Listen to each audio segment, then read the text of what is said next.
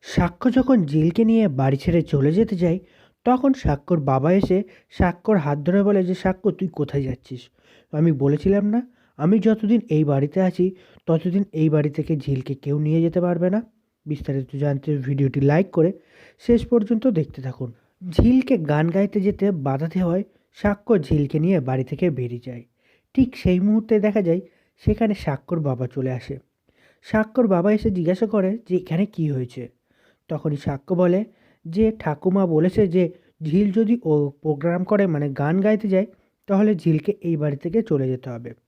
তাই আমি ঠিক করেছি, যখন ঝিলকে গান গাওয়ার জন্য এই বাড়ি থেকে চলে যেতে হবে, সাথে আমিও চলে যাব।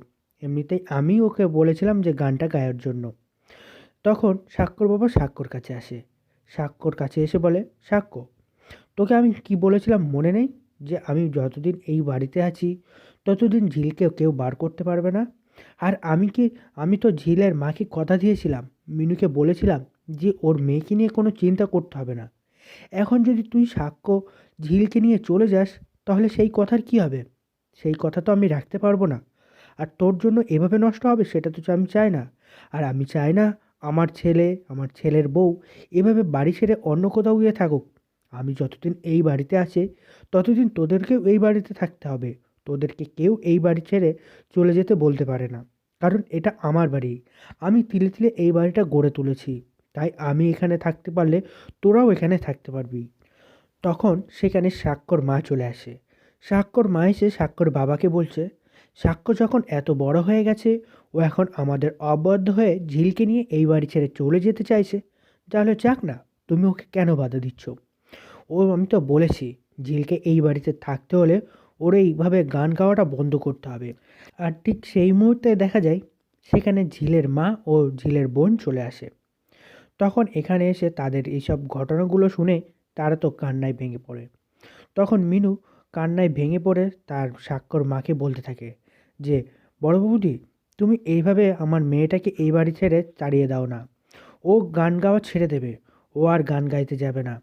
তুমি যেটা বলবে ও সেই মতোই চলবে।" তখন ঝিলের মা ঝিলের কাছে আসে আর বলে, "ঝিল, তুই এখনও এইভাবে এই ব্যবহারটা কেন করছিস?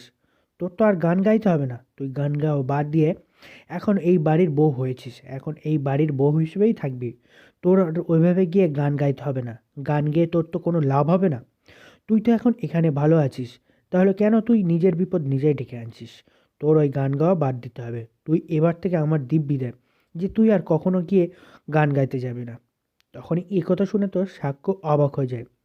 সাক্ষ্য তখন মিনু মাসিকে বলে, মানে ঝিলের মাকে বলে যে, "মিনু মাসি, তুমি এটা কি বলছো? তুমি এভাবে ঝিলকে গান গাইতে কেন বারণ করছো? ঝিল তো গানটা ভালো করেই গাইতে পারে, তুমি তো জানো। আর ঝিলের স্বপ্ন এটা যে ও একটা গায়িকা হবে, ভালো একটা গায়ক হবে। তাহলে তুমি ওর স্বপ্ন কেন বাধা দিচ্ছ? তুমি এভাবে ওর স্বপ্নটা ভেঙে দিতে পারো না। আর আমি তো চাই যে ঝিল একটা ভালো একটা নিজের জায়গাটা নিজে তৈরি করুক। আমি চাই না যে ঝিল কারোর দয়ায় বেঁচে থাকুক। আমি চাই ঝিল নিজের পায়ে নিজেই দাঁড়াক, নিজের পরিচয় নিজেই তৈরি করুক। আর তুমি ঝিলের মা হয়ে তার সেই পরিচয়টাই নষ্ট করতে দিতে চাইছো? তার পরিচয় তৈরি করার পথেই বাধা হয়ে দাঁড়াচ্ছ? কেন? কেন মিনু মাসি? কেন তোমার মেয়েকে তুমি নিজে ভালোভাবে চাও না যে তোমার মেয়ের একটা বড় পরিচয় হোক? সে সবাইকে বলুক যে একটা বস্তির মেয়ে নিজেকে প্রমাণ করুক যে একটা বস্তিতে থেকেও সে একটা ভালো কিছু, ভালো কোনো পজিশনে যেতে পারে, নিজেকে প্রমাণিত করতে পারে। তাহলে কেন? কেন মিনু মাসি তুমি ওর পথে বাধা দিচ্ছ?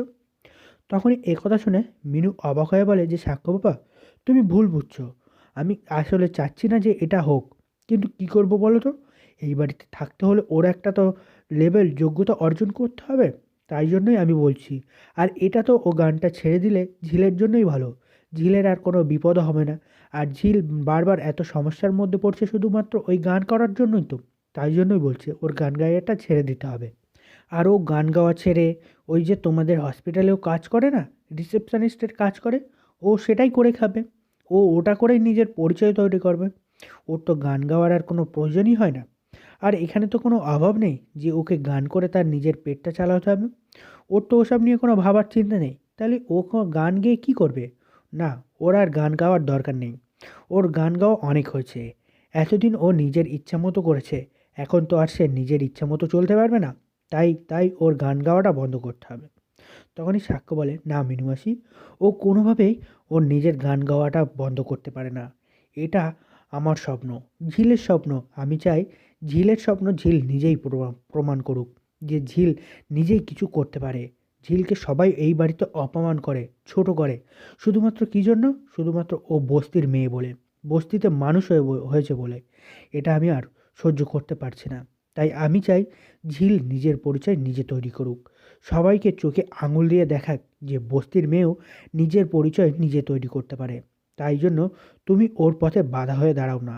আর তুমি এভাবে যদি বাধা দিতে থাকো না, তাহলে কিন্তু আমি ঝিলকে নিয়ে এই শহর ছেড়ে অন্য শহরে চলে যাব। সেখানে গিয়ে ঝিল তার পরিচয় নিজেরভাবে নতুনভাবে তৈরি করবে।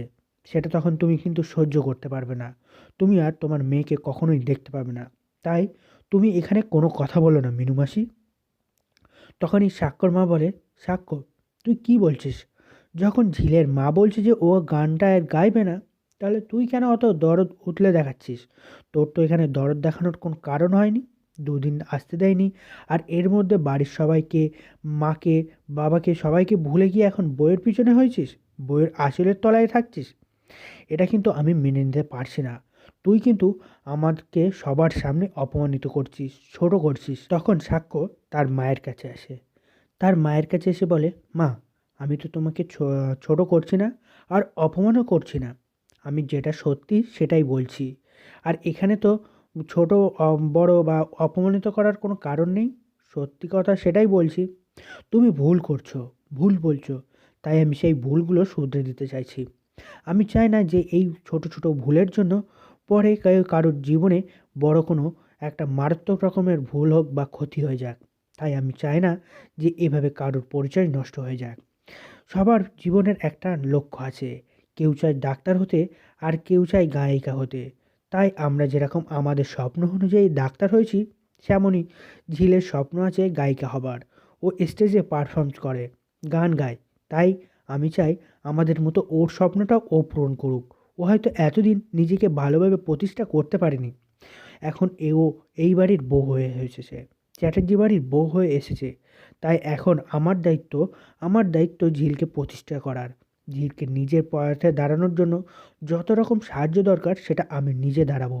নিজে দাঁড়িয়ে থেকে ওর সাহায্য করব, ওর পাশে থাকবো। ওর বিপদে আপদে আমাকেই পাশে পাবে। আর যত কিছু করার সেটা আমিই করব। আমাকেই ভাবতে হবে ঝিলের ব্যাপারটা। কারণ তোমরা তো ঝিলকে বাড়ির বউ হিসেবে মানো না, কিন্তু আমি তো মানি ও আমার স্ত্রী। তাই আমাকেই বাকি দায়িত্বগুলো আমাকেই পালন করতে হবে। তোমরা আজ হয়তো বুঝতে পারছো না, আজ হয়তো মেনে নিতে পারছো না যে ঝিল এটা কি করছে। কারণ ঝিলের এটা দরকার। ও আস্তে আস্তে তো বড় হবে। কেউ তো আর এক ধাপে গাছের মাথায় উঠতে পারে না। গাছের মাথায় উঠতে গেলে আগে থেকে তো প্র্যাকটিস করতে হবে। তাই জন্য আমি চাই ঝিল গিয়ে ওই স্টেজ পারফরমেন্স করুক। আর এমনিতে তো তুমি আগে থেকেও জানতে, আর আগে থেকেও তো ঝিলকে সাপোর্ট করেছো যে ও স্টেজ পারফরমেন্স করতো। তাহলে তুমি এখন কেন বাধা দিচ্ছ? এখন এখানে তো বাধা দেওয়ার মতো কিছু হয়ে ওঠেনি আর ঘটেওনি।